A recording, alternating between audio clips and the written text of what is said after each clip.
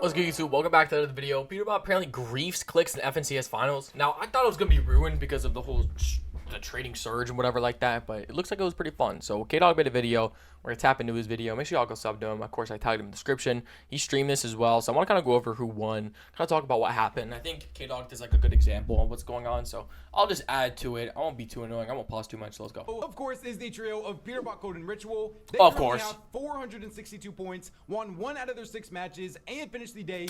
Day 2 is today, by the way, so this is only day 1. This is how the points are, and then day 2, you know, they'll combine them together. With the most amount of elims, getting 52 total elims. They played so consistent today as well. Their match history from today was like 6 elimination 5th, 13 elimination wins, 7 elimination 5th, 7 elimination 7th, 6 elimination 5th, and a 13 elimination 6th. Just a crazy, like, fragging team, bro. Before I It's get crazy. more in depth on this trio, I want to also talk about second place of Clix, Higgs, and Yamzo. I feel like this is fire. Everyone thought Clix was not going to be top 10. The fact that he got top 2 day 1 is crazy. It's a good sign. Because they finished on 411 points, won 2 out of their 6 matches, and currently have the second most elims in the entire tournament of 41. Match history from today was so consistent until their really very good final too. game, Until which the we final will get game. into. They got a 5 elimination 7th, 4 elimination 8th, 14 elimination win, 9 elimination 2nd, 9 elimination win, and then in their very final game, they were in first place by like 20 or 30 points going into game 6 today, and they ended up getting surprise keyed by Peterbot, Code, and Ritual. Wait, I think this makes the most sense, to be honest. Peter is hunting him down. Why is This Peter is already crazy. doing this though? I feel like they would have saved this. Bro, Peterbot's wearing Clix's like old skin and full keying it. I'm not gonna lie, yeah, wearing the old skin and keying him is bad disrespectful, bro. But it's kind of funny. Clix is full running. There is nowhere to run, Clix. Wait, He's mythic pump and everything. and he runs into Cold, and he's dead, and he's getting instantly emoted on. Instant and emo's Higgs is probably dead crazy. here. Oh, Higgs got to fight. Wow. And instantly emoted on again. That's Bro, crazy. Peterbot is about to get so much Yamzo ran. Oh, I feel so bad, bro. But like, for the Clix fans. that's right? all it is, bro. All right, now, first thing I want to do before we talk about all of this drama is huge shout out to Ritual and Cold because they were duo clutching like crazy today, and also huge shout out to Yamzo and Higgs because they were also duo clutching like crazy as well. Peterbot, Cold, and Ritual currently hold a 51-point lead on Clix going into day 2 now. Which isn't that high. Like 50 points sounds like a lot, but it's really not that high. Day 2 today is just really gonna show how far they What are can my go. actual thoughts on the situation though of Peterbot keying Clix in mid game? I know a lot of the Clix fans are definitely not happy about this. They're calling Peterbot like a griefer and he's like cringe and things like that. But we have to realize at the end of the day, Peterbot is trying to literally win grand finals himself as well. Like if Clix was the one doing this to Peterbot, the Clix fans would be so happy about it. I see people also saying that like maybe Peterbot's cringe for dancing on him, and I guess you could maybe see that angle of it. But like at the same time, Peterbot is just trying to get into Clix's head. He's trying to shake. Yeah, that's the thing as well. I'm gonna pause real quick.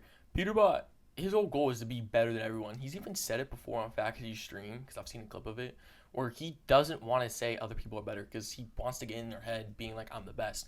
Because at the end of the day, you kind of have to be selfish about it. It's like you want to be the best, right? Peterbot's not playing the game for Clix to win. He's playing for himself. So he's going to try and get in his head, which probably worked, to be honest. We'll see. Hopefully Clix doesn't like fall off with this day 2, but Taking their confidence up going into that was the tomorrow, point. because If he does emoting. know that at this current point in time, Clix's Smart. trio is the main and maybe even the only competition to him winning grand finals. I don't really understand how people can say this is a grief by Peterbot It's because not a all of grief. these players are going to do what is best for them at the end of the day. Peterbot is not trying to help Clix get his first ever FNCS win. I know a lot of us do want to see that, but this is just making grands even more entertaining that we have the 2 biggest names in the entire Fortnite scene going head to head. All I know is that day 2 is about to be absolute cinema now. I don't want to act like this is a 2-horse race though, because we also do have a lot of other trios playing so well. Like third place, I think by far and away the biggest surprise on all of NA, the trio of Visuals, Braids, and Diminish. These guys currently have 363 points after day 1. They won 1 out of their 6 matches, got 28 total elims,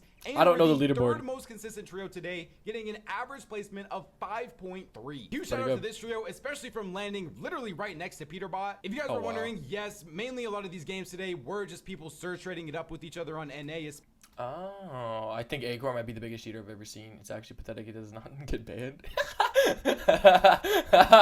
Ogus probably on to something. That's bad, buddy. The way that it goes is more of the top trios on the region are Surge trading with each other, and then the middle and lower tier trios in the lobby have to fight for Surge, or they're just going to die every single game since they have nobody else to trade with. Another thing that we really need to talk about is the zones today were absolutely disgusting.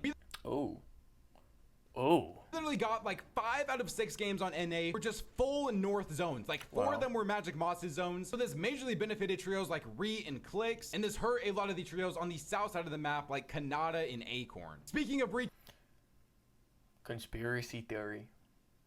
Do you think Epic Games really wants Clix to win? Though we do see them in 4th place. This is another very surprising that's trio fire. Today. I think I predicted them around that 7th.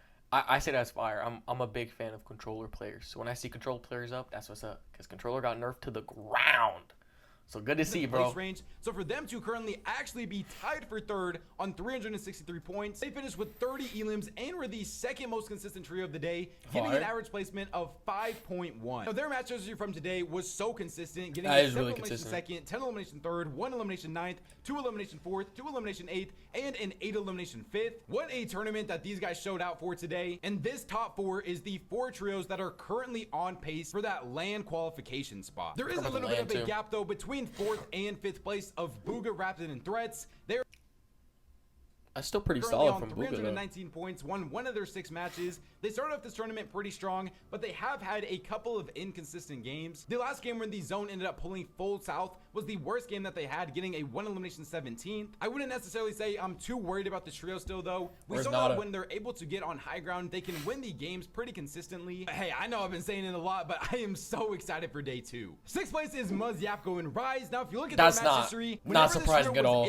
They're really good. End game, they either placed 2nd place or they won. The first 2 games was a pretty big struggle for them, getting a 5 elimination 17th and a 2 elimination 23rd. But then their next 3 games, except for the second back game, into almost top 5 of this tournament, getting a 6 elimination 2nd, 8 elimination win, and a 5 elimination 2nd. This trio really did show their real potential in those 3 games. I think this is going to be another trio that is going to be fighting for a top 5 position tomorrow. Now, 7th place, I think unfortunately has to be the current most disappointing trio on NA for me of Agers, Acorn, and Poyo. It's not that bad. I thought he was just like top 12. For That's an not bad. FNCS win after day 1, and they're currently in 7th place They'll come back with only 302 points. I think this team was mainly getting really affected by the zones today. We didn't really see Acorn or Poyo or none of them really complain about it on Twitter though. They just said that they got to be better, and it was an unlucky day 1 for them. You guys can let me know in the comment section down below if I'm still crazy for believing that this trio has a chance to still pull off a top 3. They're only 60 points behind 3rd place of visuals right now, and there is still 6 whole games tomorrow. I am potentially a little bit worried about the vibes on this trio going into tomorrow, since we know the vibes are already not the best for them, and now especially since they are definitely not doing anywhere near what their expectations were, is their vibes just going to be fully cooked for tomorrow. It is a little bit sad that the defending FNCS champions on both NA and EU might be fully out of the running after a singular day. I mean, if you're looking for some bright spots for this trio though, they did finish tied for the 3rd most elims in the entire tournament, and they just had an average placement of 8.5. So if they're able which isn't bad, by the way. 8.5 isn't that bad of placement, but I feel like with these tournaments, at least what I've noticed, like they need like minimum like couple rounds, like top 3, get top that consistency 2s. up like to like more top of those, 5 you know what I mean? placements every single game, high. kind of like how we saw them do last grand finals. Then that can 100% still carry this trio into potentially a top 3 still. 8th place is another very surprising trio of Taki, Eshu, and Ver on 257. There's 9th is Kanata, Bolts, and Sphinx on 236. When you look at their match history, they literally only had 1 good game today, which was their very final game, getting a 12 elimination 2nd. I said it when I made my predictions video, this trio really just hasn't impressed me ever since they formed together. They haven't shown me any reason why to predict them to be a top 5 trio in the region, even though they have the potential to be. If I pull South Zones tomorrow, I'll see you at LAN. If it pulls North, I go next season. 3 zones North Moses. Yeah, the zones, apparently the zones are really bad. I'm a Kanata glazer, if you will. I'm a fan, but people think I'm a glazer.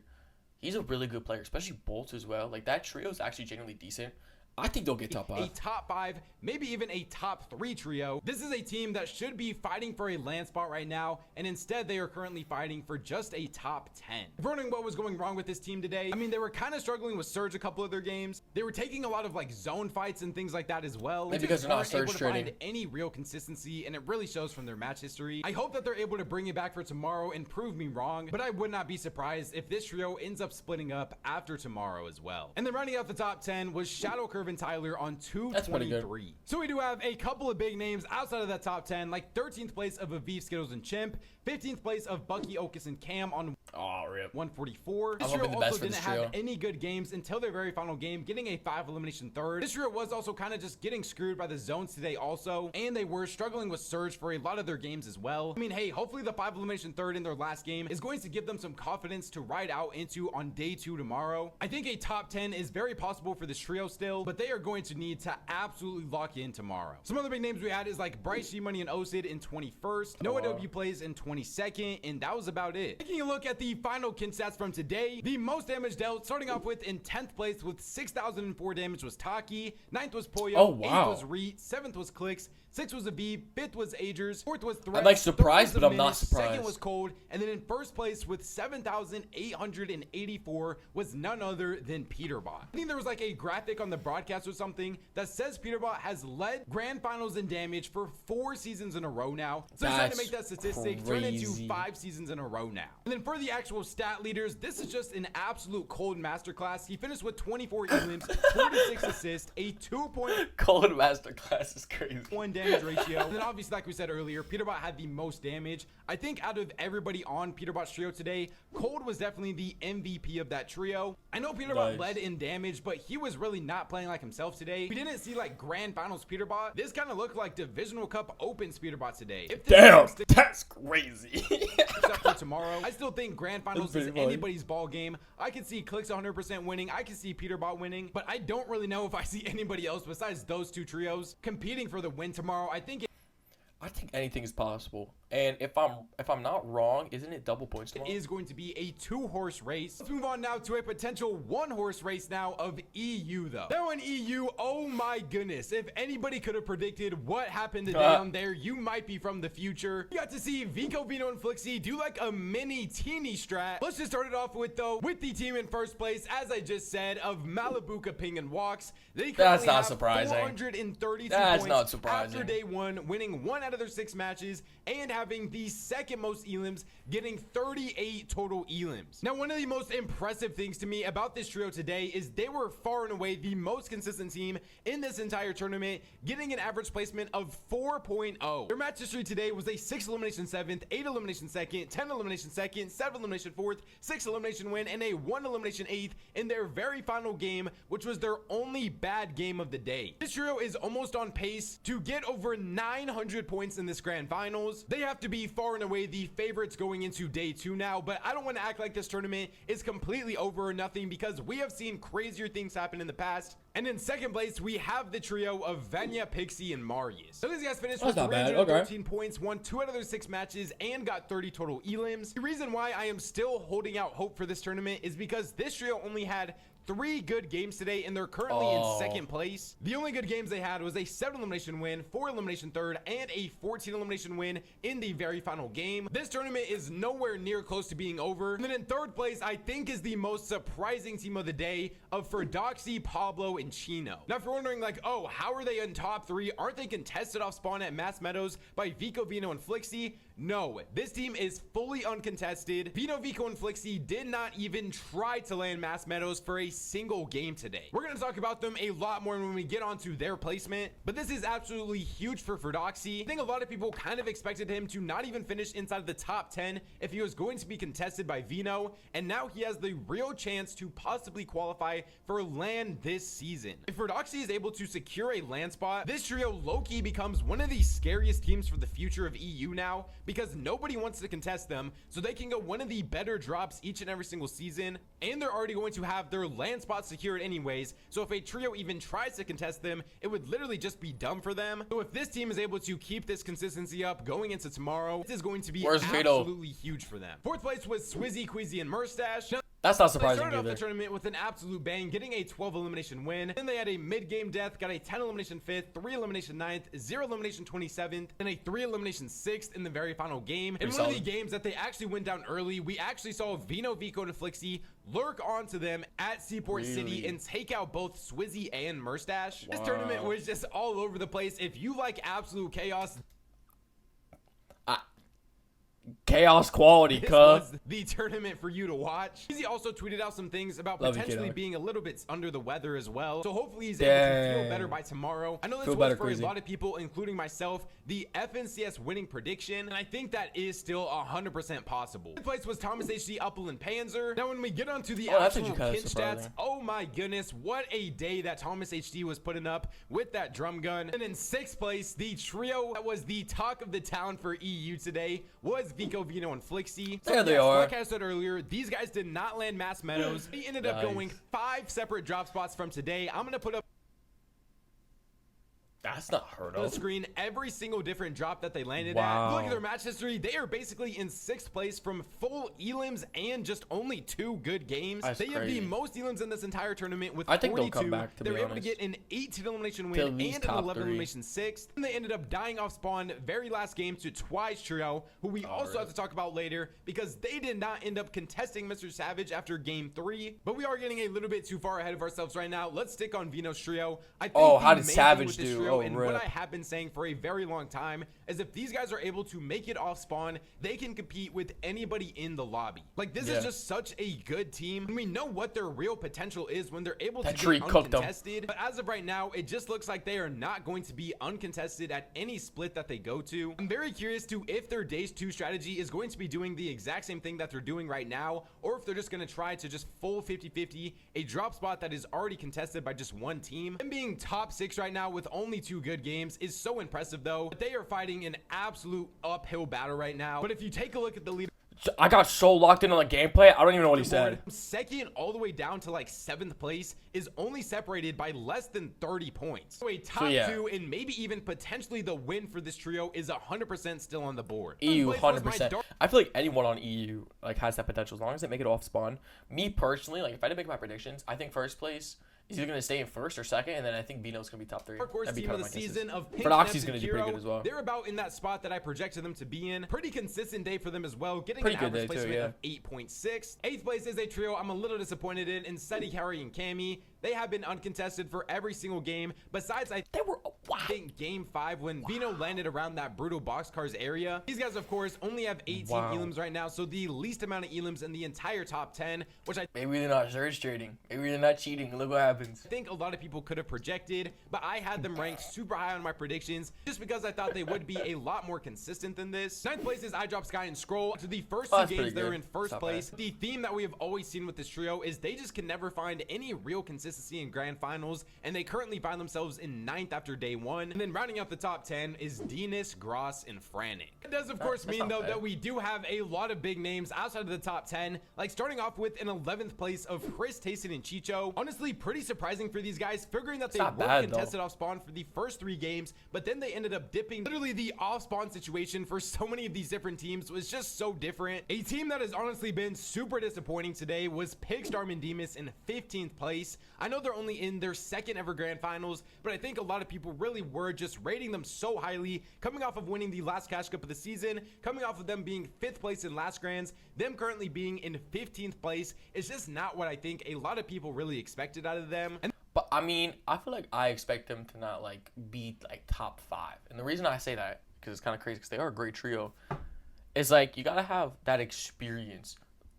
As a viewer, obviously I don't play this, but as a viewer of FNCS, it seems like a lot of people that are, you know, more experienced, more the veterans are able to do a bit better. Sometimes it could be the nerves. Sometimes it's just the structure of these grand finals just kind of tweak differently compared to cash cups. And then the big one in 18th place, we have the trio of Vidil, Mr. Savage. I was expecting worse. That's not bad. History first, and then we'll get on to what happened to them today. I mean, It's not good, but like they got a 1 elimination 12th, 7 elimination 7th, 3 elimination 18th, 3 elimination 21st, 3 elimination 16th, and a 1 elimination 24th. So they only had one game inside the top 10 today, and only really one good game in general. Their first 3 games, they were contested by Twice Trio. They ended up wiping them off spawn basically every single game. But then we saw Twice Trio leave, and I think a lot of people at that point just expected them to be able to do a lot better since they were going to be fully uncontested now. Then we saw something that I was a little bit worried about for this trio, and they started struggling with Surge heavily, and they didn't really get any zone pulls either. And those are like 2 of the worst things you could have going for you in a grand finals. Not getting any zones and being below Surge pretty much every single one of your games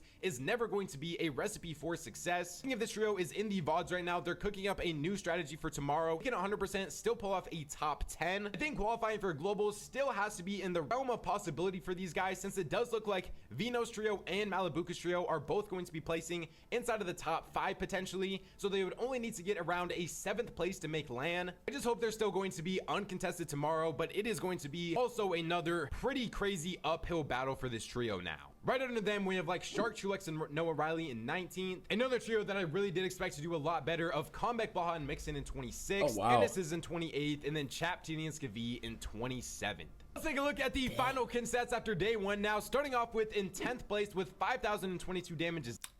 Oh, okay, Thomas, that's crazy. I'm looking at this top 10.